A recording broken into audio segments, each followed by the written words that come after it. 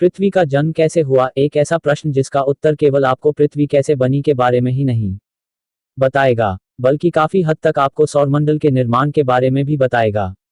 इतना ही नहीं, आपको अपने सौरमंडल के बाकी और भी ग्रह और बॉडीज के निर्माण के बारे में भी आपको जानकारी केवल पृथ्वी के निर्माण के बारे में जानने से ही पता चल जाएगा।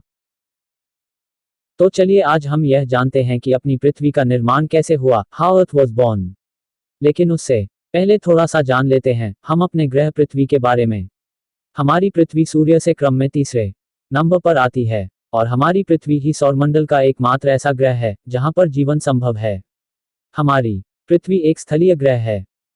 अगर आपको नहीं पता है कि स्थलीय ग्रह क्या होता है तो आपको बताते चलें कि जो ग्रह पत्थर, चट्टान, मिनरल्स आदि से मिलकर बने होते हैं, यानी जो ग्रह ठोस होते हैं, उन्हें स्थलीय ग्रह कहा जाता है।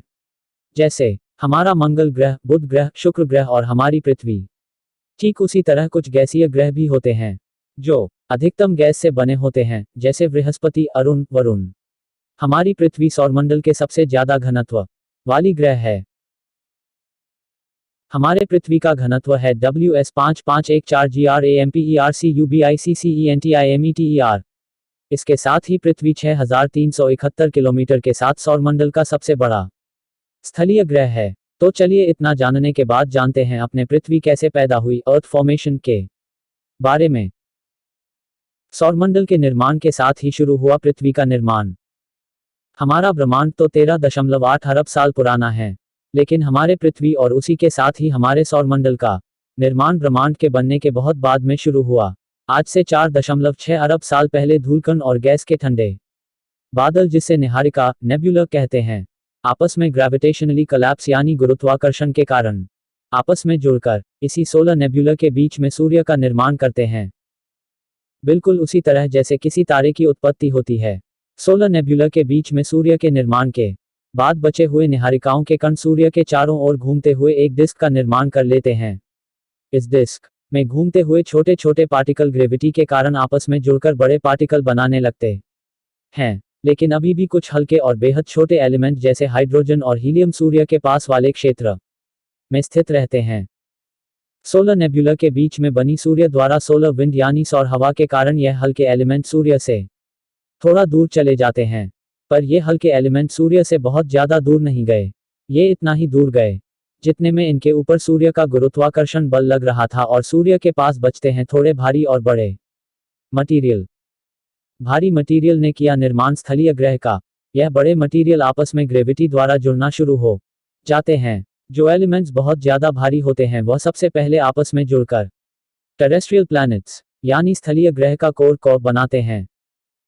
टेरेस्ट्रियल प्लैनेट जैसे शुक्र, पृथ्वी, अर्थ इन हिंदी, मंगल, बुध। जब इन टेरेस्ट्रियल प्लैनेट के कोर बन जाते हैं, फिर इस कोर के ऊपर कोर के मटीरियल से कम भारी के मटीरियल कोर के ऊपर ग्रेविटी के कारण आपस में जुड़ते चले जाते हैं। भारी मटीरियल कोर की तरफ जाते रहते हैं और हल्के मटीरियल ऊपर आते रहते हैं और बना लेते हैं क्रस्ट की लेयर। और इस प्रकार 4 बड़े स्थलीय गोल पिंडों का निर्माण होता है। नए नए बने सौरमंडल में छोटे छोटे पार्टिकल्स इन 4 बड़े पिंडों से टकराते गए और बन गए बुध, शुक्र, अर्थ और मंगल जैसे स्थलीय ग्रह। लेकिन यहाँ हम धरती के जन्म की बात करेंगे, इसलिए बाकी के ग्रह की उत्पत्ति की बात हम नहीं करते हैं, सीधे पृथ्वी पर ही आते हैं, बहुत ही विशेष क्षेत्र में। अब यहाँ तक आप पृथ्वी के ढांचे के निर्माण को तो समझ ही गए होंगे। निरंतर पिंडों के टकराव के बाद एक समय ऐसा आया जब धरती से मटीरियल का टकराव बंद हो गया। नई नई बनी अर्थ काफी गर्म थी। धीरे धीरे समय बीतने के साथ पृथ्वी ठंडी होनी शुरू हो गई। पृथ्वी ने ग्रेविटी से कुछ गैसेस को अपनी ओर आकर्षित कर धरती के बाहरी लेयर का निर्माण किया। पृथ्वी के क्रस्ट के नीचे मैंटल की लेयर में टेक्टोनिक प्लेट्स के टकराव और घर्षण से बड़े बड़े पहाड़ और ज्वालामुखियों का निर्माण हुआ। और इन्हीं ज्वालामुखी से निकलने वाले गैस ने पृथ्वी के वातावरण को बनाया। टकराने वाले ठंडे जमी हुई बर्फ के पिंड और चट्टान ने पृथ्वी की सतह पर पानी के अस्तित्व को लाया, जो कि सौरमंडल के बाहर से आए थे। लेकिन पृथ्वी की सूर्य से दूरी वाला क्षेत्र बेहद विशेष क्षेत्र रहा, जहां हीट इतनी संतुलित मात्रा में था जिससे कि पानी न तो बर्फ की अवस्था में रहा और ना ही भाप की अवस्था में, बल्कि लिक्विड स्टेट में रहा। इस विशेष क्षेत्र को जहां पृथ्वी स्थित है उसे गोल्डीलॉक्स जोन या हैबिटेबल जोन कहते हैं। पृथ्वी के इसी विशेष क्षेत्र में होने कारण ही पृथ्वी पर पानी का होना संभव हो पाया। और यही पानी पृथ्वी पर जीवन की शुरुआत भी किया।